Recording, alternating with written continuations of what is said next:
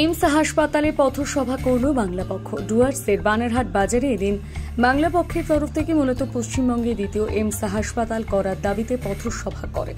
বক্তব্য রাখতে গিয়ে বাংলা পক্ষের তরফ থেকে উত্তরবঙ্গের বিভিন্ন জায়গার স্বাস্থ্য সংক্রান্ত চিকিৎসার নানা অসুবিধার কথা তুলে ধরা হয় এবং সেটা দীর্ঘদিন ধরে পরিত্যক্ত অবস্থায় পড়ে আছে।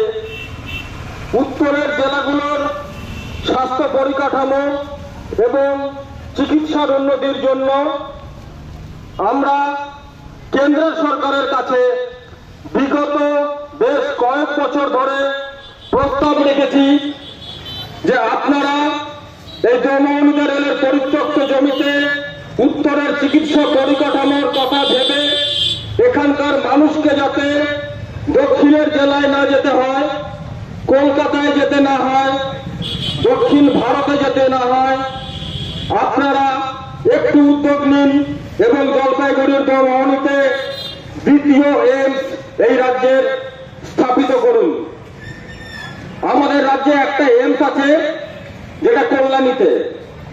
বক্তব্যের শুরুতেই আমাদের কর্মসূচিতে ডক্টর পার্থপ্রতিম আপনাদের কাছে তার কোন সুরাহা নিয়ে কখনো কোনো সমাধান দিয়েছে? দেয়নি, কিচ্ছু দেয় না। ওরা যা বলে নিজের স্বার্থের জন্য বলে, নিজেদের মধ্যে খাওয়া খাওয়ির কথা বলে, এ কত চুরি করেছে আর ও কত ডাকাতি করেছে। আর আমরা সারাদিন ধরে এর সাথে তার সাথে, আমার পাশের বাড়ির ছেলের সাথে, পাশের বাড়ির দাদার সাথে, সামনের বাড়ির কাকুর সাথে আমরা এগুলো নিয়ে সারাদিন বাকবিতণ্ডা করে সময় কাটিয়ে দিই। আমাদের নিজেদেরকেও কিন্তু পাল্টাতে হবে। আজকে রাজনৈতিক দলের যারা কর্মী, রাজনৈতিক দলের যেসব নেতারা রয়েছেন, তারা কিন্তু মঙ্গল গ্রহ থেকে আসেননি। তারা আমার আপনার বাড়িরই সন্তান। তারা আমার আপনার মতনই কেন না কোনো বাড়ি থেকে উঠে এসছেন। তাহলে পরে আমরা যদি সচেতন না হই, আমরা যদি আওয়াজগুলো না তুলি, আমাদের মধ্যে থেকে যদি এই জিনিসগুলো গড়ে না ওঠে, তাহলে পরে ওনারা হঠাৎ করে এসে যখন রাজনীতিতে পা দেবেন, তাহলে পরে ওনারা কোন দিশা দিয়ে রাজনীতি করবেন? ওনাদের সামনে দিশা কি? রাজনীতিতে তো চলে এলাম, রাজনীতিটা করবো কার জন্য? আমাদের রাজনীতি সাধারণ মানুষের রাজনীতি, সাধারণ মানুষের ভালো মন্দের রাজনীতি, সাধারণ মানুষের যেতে ভালো হবে, যে উপায়ে ভালো হবে সেই কথাগুলো বাংলা পক্ষ এসে বলে।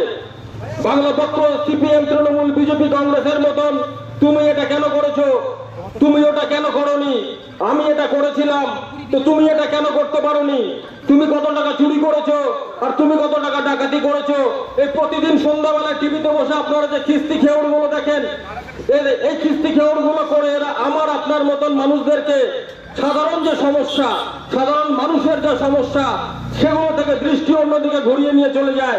এবং লক্ষ্য করে দেখবেন, টিভির যিনি সঞ্চালক বা সঞ্চালিকা থাকেন, তিনি কিন্তু কাউকে স্পষ্ট করে ঠিক মতো তার বক্তব্যটুকু রাখতে দেয় না। ঠিক দুটো মোড়ককে যেরকম লড়িয়ে দেয়, দেখবেন তৃণমূলের প্রবক্তা আর বিজেপির প্রবক্তা 10 সেকেন্ড 15 সেকেন্ডের পরেই একদম এ ওকে ঠোকর। আর একটা এইমস এর দাবি নিয়ে বিজেপি, কংগ্রেস, তৃণমূল, সিপিএম কোন পার্টি আওয়াজ তোলে না। তারা কি করে?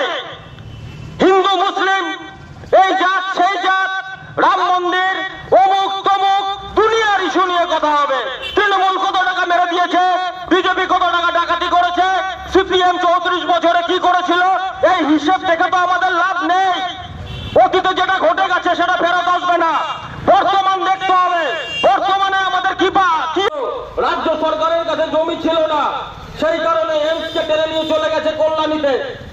যদি কল্যাণীতে এইমসকে টেনে নিয়ে চলে গিয়ে থাকে, তাহলে এই রাজ্যের উত্তরের যে জেলা, যেখানে রেলের এতখানি পরিত্যক্ত জমি পড়ে রয়েছে, যোগাযোগ ব্যবস্থা ওখানে বিশাল পরিমাণে উন্নত, দুখানা ন্যাশনাল হাইওয়ে কানেক্টেড হয় ওই জমির পাশ দিয়ে।